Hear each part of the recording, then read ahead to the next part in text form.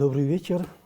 У нас сегодня в гостях Мурат Песчанов, полковник, первый заместитель министра обороны и кандидат философских наук. Да?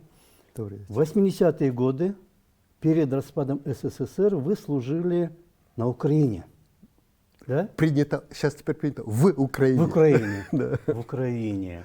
Зам начальник политотдела дивизии, да? Да, ракетной Дивизии. Да, политотдел, еще были политотделы, Да. я замначальника меня назначили. Сначала назначили на одну должность, а потом я оказался, в общем-то, как по иронии судьбы, оказался неплохим переговорщиком, потому что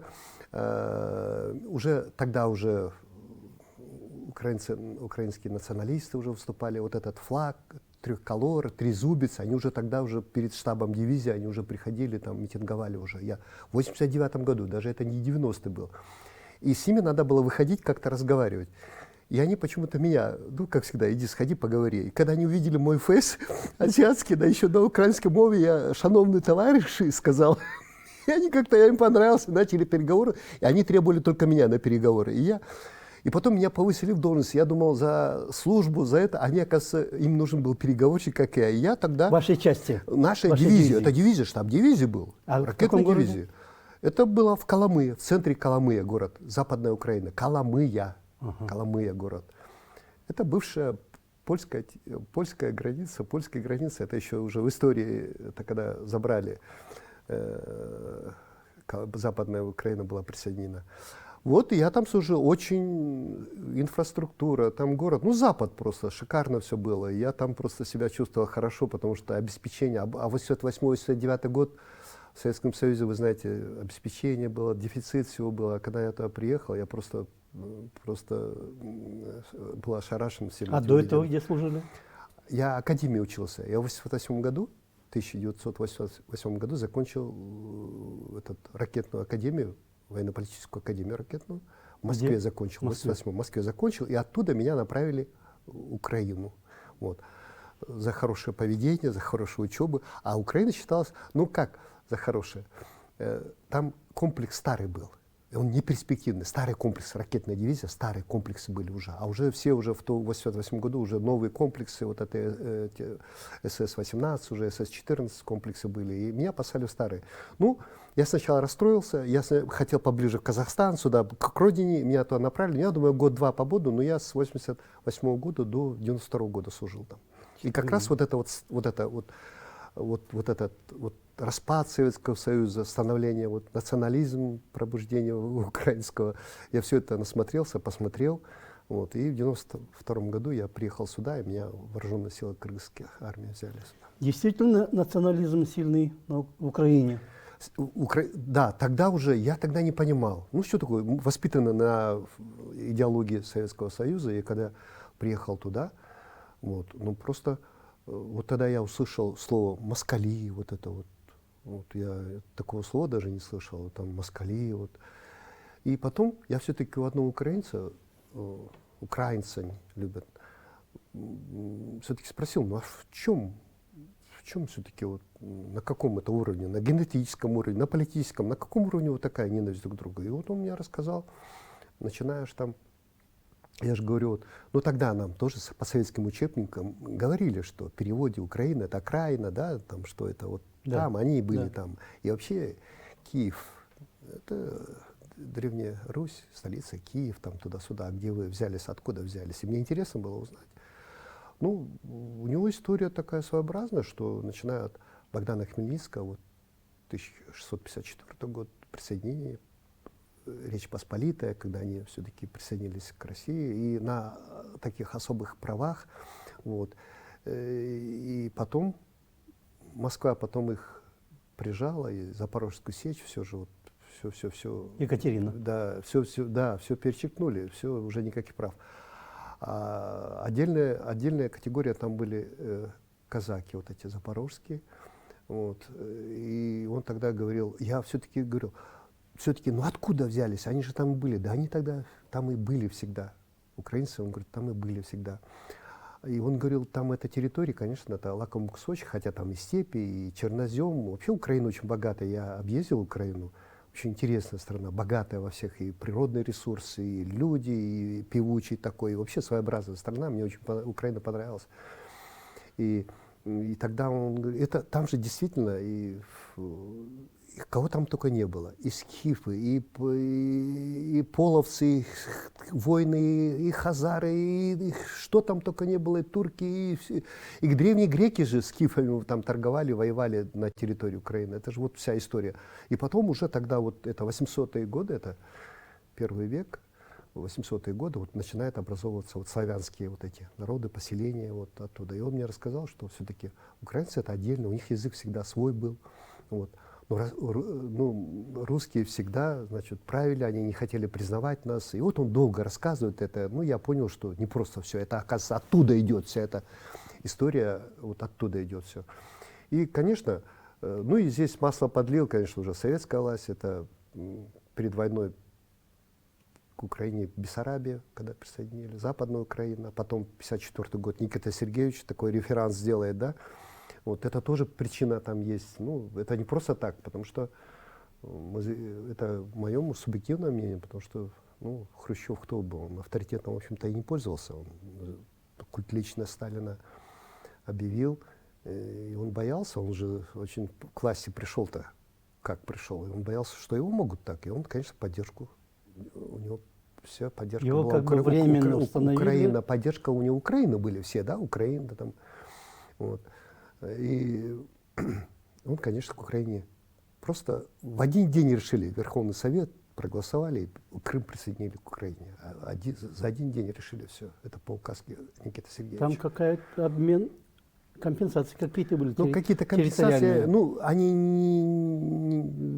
неравнозначные. Ну, что такое Крым? Это шикарные кусочки. И как бы он поддержка, там, сам он тоже украинец. Ну, и вот это, а население Крыма, все равно в то время население Крыма, это все равно русскоязычное население. Там большинство русских. Да и Донецк, Луганск. Вот. Донецк тоже, вообще вот Донецк тоже история своя. Оно все время, даже когда присоединяли 18-22 год, они тоже отдельно отделялись. Вот Донецк, вообще вот Луганск район, очень своеобразный район. Они все время там, за независимость такую, непокоренные такие районы, области, которые все время не согласны были с политикой центра, с политикой, в то время с политикой Москвы. Вот. И то, что сегодня, то, что случилось, то случилось. И сегодня, конечно, нас беспокоит вот это, все события на Украине, отслеживаешь. Я утром встал сегодня, по городу еду, сразу доллар уже, сом уже 94, да. Все, вот эти все санкции, все, что там происходит, это касается. Если бы это не касалось бы нас, тогда другое дело, так ради спортивного интереса отслеживал бы. А это касается, к сожалению, все нас. И то, что мы вчера услышали, когда Путин, как главнокомандующий, объявил особый режим, это сейчас новый термин в терминологии военной, особый режим. Раньше вот я ракетчик сам служил в Украине, когда раньше у нас был режим, не режим, а готовности, постоянная боевая готовность, повышенная и полная. Особый режим в России сегодня означает полная боевая готовность вооруженных сил, особенно стратегических ядерных сил. Вот эта триада называется, триада, она в полной боевой готовности. Если представьте себе, это все там летчики на подводных, там, в шахтах и так далее сидят, полные расчеты, все готовые, все сделано на подготовку к ядерной войне. Вы представляете, как это, какой сейчас опасно? Не все представляют, но я как ракетчик могу сказать, что это очень, это просто сейчас мир находится на, ну, напоминает, не напоминает, конечно, разное время, это Карибский кризис 1962 года, помните, когда, хотя Хрущев там, Америка была, ну, в 10, 20, 30 раз и больше ракет, и по качеству, и по техническим характеристикам они были сильнее, но все равно Хрущев завезли туда 80 единиц ракет, причем мощные по одной мегатонне, это я служил еще, когда солдатам, 8К-63 ракеты, очень надежные, там одна боеголовка до мощности 1 мегатонна, а мегатонна на один город, такой как Бишкек, там 2-3 ракеты хватит, чтобы здесь все снести. Представляете, 80 ракет, причем в академии преподавал преподаватель, он так тихо нам рассказывал, как их везли туда. Как? Так, такие вот эти пшеницу перевозят, вот эти груза, эти огромные длинные вот эти тралы, или как называют, их впереди, значит, другой там пароход типа такой тянет все это, сверху пшеница, а под пшеницей вся эта техника была.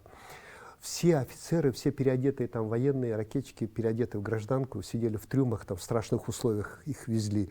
И самое главное, что они не знали, куда везли. Сутки, двое, недели везут, они не знали, они просто это были в ужасе. Можете представить, офицеры не знали, куда их везут. Настолько секретно, настолько эта операция была, ну, технически, во всех отношениях грамотно провели. И на Кубе там, в октябре месяце, по-моему, эту всю операцию провели. В то время эти подводные атомные лодки дежурили около Америки уже, а атомные уже тогда были. И тогда просто благодаря, я отдаю должное Кеннеди, он когда с братом, там Макнамара был кричащий министр обороны, который говорил, мы сейчас за 5 минут сотрем с лица Кубу. Тот просто джентльменское соглашение было с Хрущевым. Они убирают с Турции, там военные базы, Америка, джентльменское соглашение. Я отдаю должное Кеннеди, человек действительно адекватный, умный, он и политик. Сейчас-то политиков тяжело назвать кого-то, вот, знаете, вот я имею в виду мудрый человек, который не допустил. Он мог уничтожить и Кубу, и Советский Союз вместе взятые все. Америка тогда была мощная. Она, я говорю, в разы, у него боеголовок в 10-15 раз больше было, чем в Советском Союзе. И у них ракеты-то другие были. У них твердотопливные, у нас тогда жидкостные были. Мы пока могли пустить только через 30-35 минут, а они в течение 3 минут могли пустить ракеты. Вы представляете? И Кеннеди пошел на уступки, потому что он понимал, что такое ядерное оружие. Даже если бы 2-3 ракеты Америки коснулось бы, это было бы очень, для Америки очень чувствительно. Вот. 1973 год, когда тоже, Брежнев тоже напугал этого Никсона, когда вокруг Греция и Израиль там были конфликты, и Брежнев призвал Никсона, давайте разрешим вместе. Тот говорит, да, мы пока не можем. Ну, так, говорит, я сам. И тоже Никсон пошел на уступки, договорились, там, приехали. То есть это запугивание ядерного оружия дает результат. И, ну, сегодняшнее, ну, потом боеготовность такую полную объявляли в 2014 году, Крым, когда присоединяли, россияне, конечно, объявили, да? Объявили, тогда полная боеготовность была. И сейчас, вот это 4-й раз, когда Россия, Советский Союз, Россия вместе 4-й раз. Вот эта терминология, смотрите, особый режим. А всегда говорили, вы говорите сами, полный режим. А сейчас отменили. Сейчас же ракетные войска как нет. Сейчас космические есть. У них сейчас все реформирование. Сейчас у них полностью реформирование структуры, округа, все другое. Это в Советском Союзе было другое. И тогда, когда я дежурил, вот, тогда у нас просто постоянная, повышенная. Что такое повышенное? Полное. Это да. Вот. В ракетных войсках это самое главное, ядерное оружие, это средство доставки главное. Это должны быть раскручены гироскопы. Это когда гироскопы раскручены, в горячем режиме находятся, то есть запуск сразу сокращается. Там самое главное раскрученные гироскопы. Да. Вот это подготовка, да? Подготовка, да. Полная. И полная боеготовность, это значит, ракеты могут в течение 3-2 минут взлететь. Вы понимаете, в чем дело? И причем одновременно из подводных лодок, шахтных вариантов, с БЖРК, с авиацией и так далее. Авиации, летчики с ракетами и ядерным зарядом сидят сейчас прямо в самолете, дежурят круглосуточно. Вот БЖРК это что такое? Это вот, БЖРК, вы сказали, это что такое? Это раньше были, ну сейчас есть, это БЖРК, это на железных дорогах.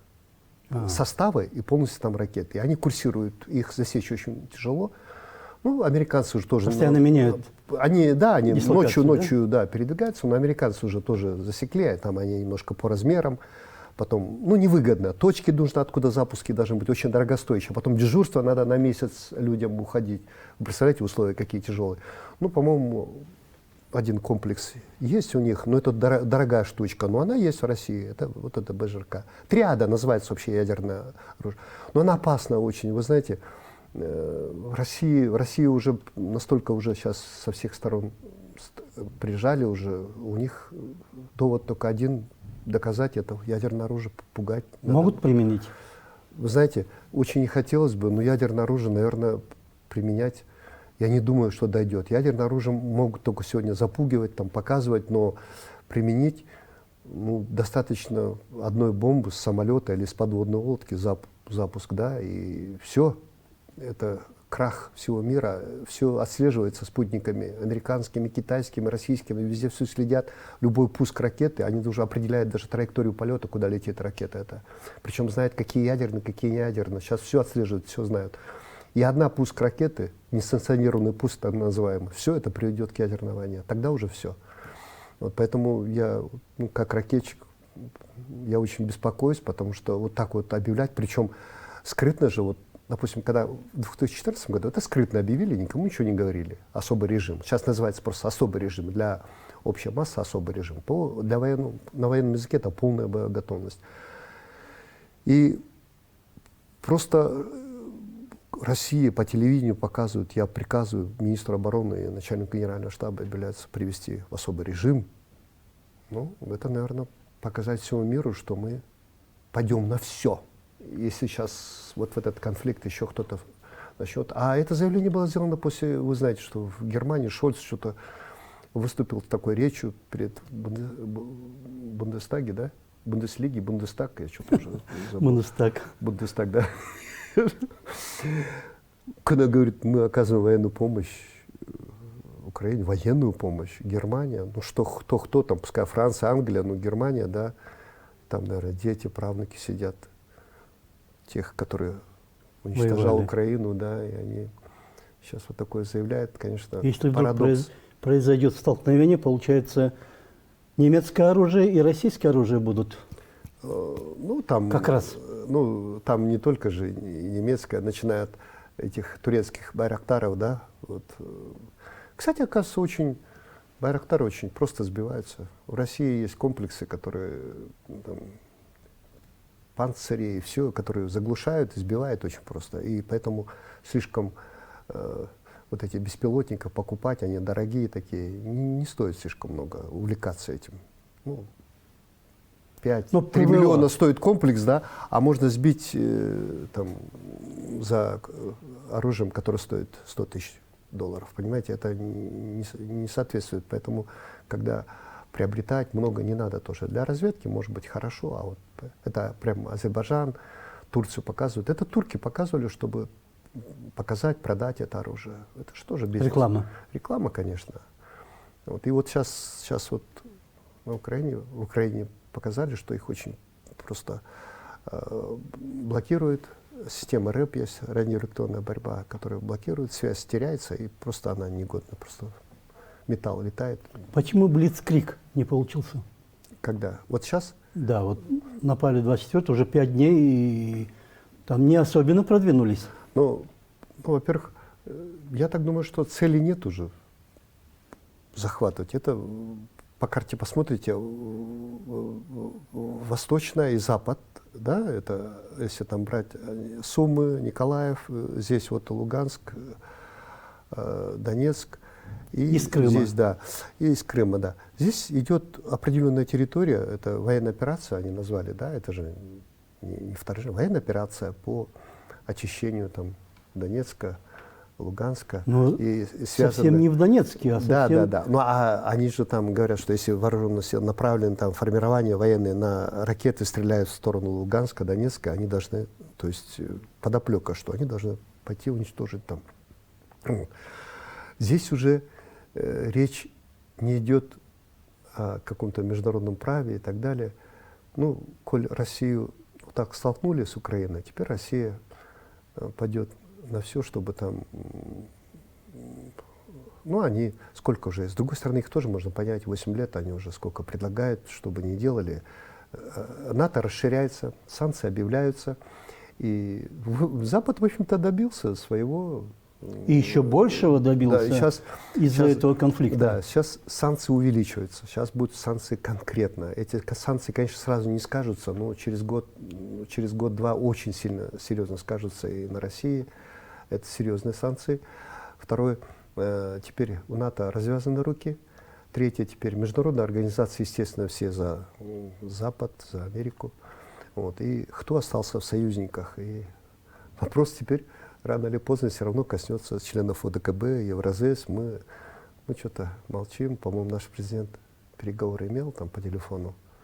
Ну, конкретно ничего. Мишустин ездил с Токаевым встречался, тот тоже говорит, видите, у нас проблема, тяжело после всех событий. Говорит, мы, наверное, промолчим. Армения тоже ничего не сказала. Единственное, Белоруссия, да, активно Беларусь предоставляет свою территорию. И учения, крупномасштабные учения были и так далее. Ну, Лукашенко тоже вынужден, от него Запад отвернулся, он теперь, конечно, он вынужден. А так он, помните, Крым не признавал, там, то сначала он же и Украину, он ездил уже, встречался же с президентом Украины. Вот так и Назарбаев ездил.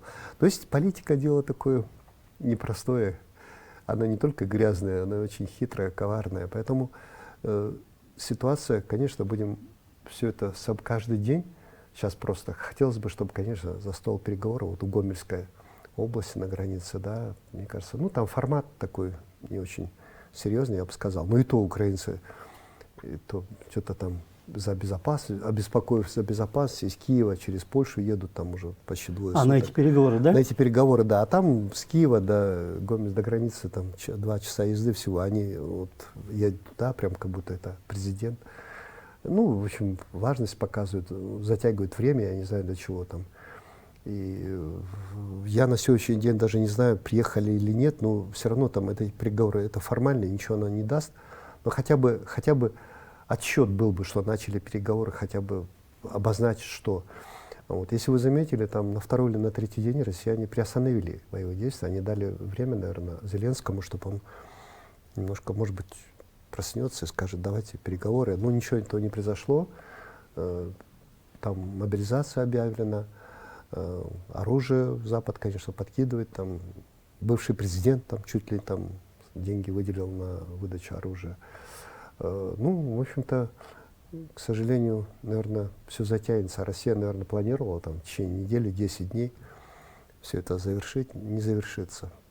Надежда была, наверное, что после нападения народ поднимется, возмутится украинским президентом, может и быть, сами да. его Наверное, скинут. один из вариантов был, что народ поднимется там и так далее.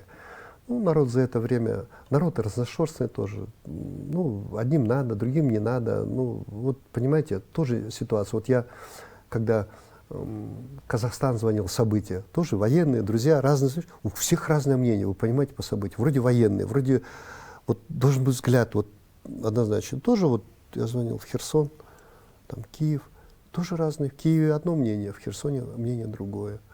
Вот на эти события. Я говорю, ну ты там пойдешь воевать, ну а куда деваться? Призовут, пойду воевать с россиянами. Советский офицер, служили там вместе, да, в ракетных войсках. Еще он будет воевать против. Это просто парадокс, конечно. Я не знаю, ну, наверное, там же еще ветераны, живы еще ветераны Великой Отечественной войны. Вы представляете, как они на все это смотрят, как они переживают за вот все? до того, как Путин объявил, что ядерные войска, скажем так, да, ядерные, приведено в боевую полную готовность, он еще обратился к военнослужащим Украины, чтобы они скинули власть украинскую. Насколько это... Нет, он призвал, мне кажется, он сказал, бросите и езжайте домой. Нет, это сначала было, да? в самом начале. А потом он объявил, забирайте власть, я точно формулировку не помню, но смысл такой там, давайте вы забирайте власть, приходите к власти, с вами нам будет легче разговаривать. Угу. То есть он призвал людей, давших присягу своей родине, военнослужащим, чтобы они совершили переворот военный. Я, как Бисмарк говорил, на войне все методы хороши. Сейчас будут использоваться, вы понимаете, сейчас вообще войны, конфликты вооруженных сил имеют большое отличие, потому что у каждого человека телефон. Есть понятие, идет информационная война, есть фейки. И всему верить нельзя, нужно факты, нужны, что там делается. Посмотрите о потерях, какие разногласия идут. Украинцы одно говорят, Россия одно говорят. Россия не объявляет точных Россия цифр еще о потерях вообще, своих потерь. Потери еще не объявляет, да.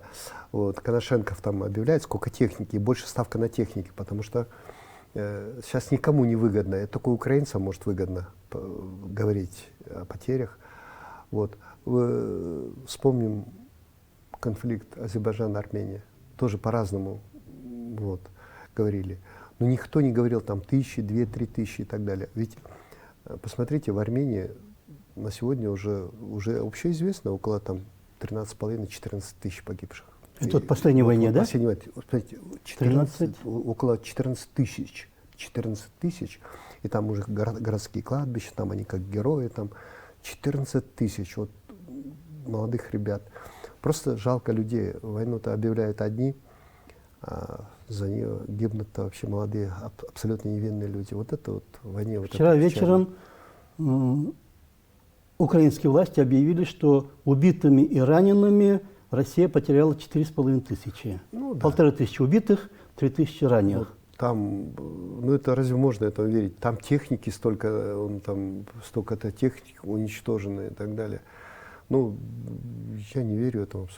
Но Россия сама цифры не предоставляет. Ну, а вы сами как думаете, 4500 за 2 дня За 4 армия, дня? За 4 дня Ну, может? 1500 убитых и 3000 раненых, Да нет, они говорят. Да нет. Нет, да? Нет. Вот. Нет, это такая... Россия же не применяла ни авиацию, ни тяжелую технику. Они зачистка идет, там, значит, Росгвардия, там, пехота работает. Вот, говорят, что чеченские подразделения там есть. Это здесь чисто такая уличная война, если где-то перестрелка. Ну, вот пока Ну Россия... вот, например, на Харьков день, вчера. Напали там на «Тиграх», говорят, вот, боевые вот эти, да, военные машины, вездеходы, около 40 машин.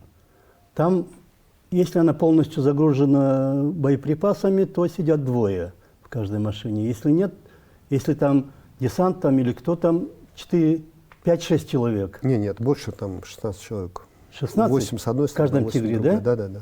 Вот, полностью всю колонну уничтожили. Сначала им дали пройти, они въехали в город, в Харьков, а потом им закрыли отступление, и потом все абсолютно машины уничтожили, говорят они. Говорят они. Видео было, показывали. Даже видео показывают, это тоже можно, не надо верить всему. Понимаете, результаты будут только известны через определенное время. На войне, знаете, в войне сразу кому как выгодно, так и преподносят. Кому как выгодно. Если Россия сейчас невыгодно говорить, Россия сейчас невыгодно говорить, правильно, согласитесь, о потерях с нашей стороны, с его стороны вообще. Они проводят военную операцию по зачистке, да, то они не будут говорить о потерях. Украинцы выгодно, они будут говорить, сколько там Россия. Но это абсолютно, я не думаю, что это так, как можно за 4 дня, там, тем более... Я не думаю, что украинская армия настолько боеготова, что сейчас прям за 3-4 дня там 4000 уничтожит Россия. Это абсолютно... 1500 уничтожили. 1500, ну 3000 ранее, но это же большая цифра, это нет, я не думаю. Хотя там с применяют, конечно, артиллерию тяжелую, вот эти Д-30 пушка чего стоит, только она мощная очень, один выстрел там, если еще по гражданским, это, конечно. А то, что это может быть, это отдельные эпизоды, пока из этого выводы вообще делать. Просто чем это закончится, как Россия выйдет из этой ситуации, да. Она ввязалась, она просчитала все, это и материальные потери, это на политической арене тоже, конечно, очки она не приобретает, Россия. Она все это просчитала, она знает, на что идет. Россия в ответе сейчас за все, и беженцы, и гуманитарная катастрофа, и все.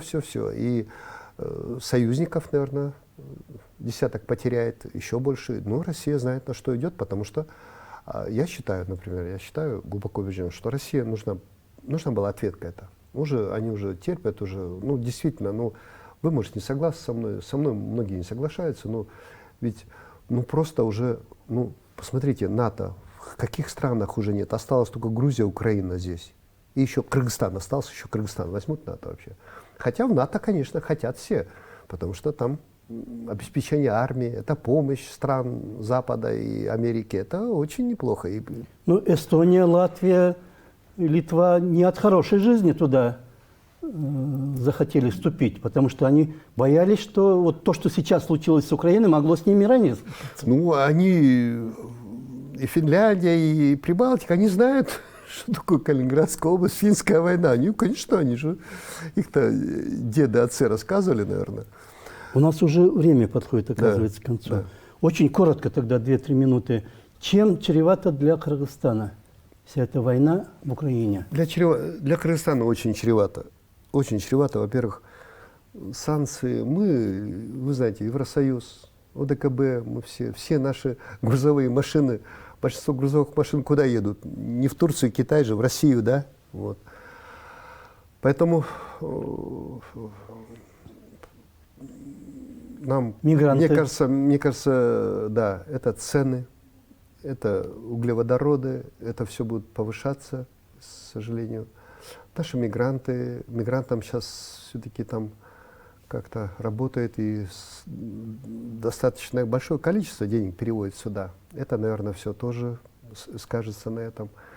То есть, куда ни плюнь, везде проблемы будут. Я вот думаю, что нам, Кыргызстану, нужно, мне кажется, нужно определяться, как-то идти, вектор какой-то идти, потому что многовекторно мы не можем уже, потому что мы зависимы, к сожалению, придется определяться. И сейчас, значит, через день поехали в Афганистан, талибам руки пожали. А здесь наши члены ОДКБ, проблемы.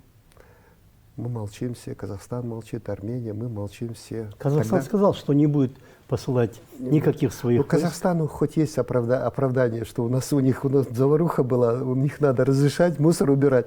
А нам как? Таджики молчат, у них, скажут, свои проблемы, мы с террористами сейчас готовимся. Вот нам, что говорить кыргызам. Это тоже тяжело, это тоже больно. Вот я вот тоже сижу, вот я бы вместо вот там в Белом доме был, вот что ответить, тяжело, вы знаете, вот так, раз, вот, это мне легко сейчас говорить, вот раз. А мы-то, у нас и долги есть, и международный валютный фонд, и там долги, куда ни пить.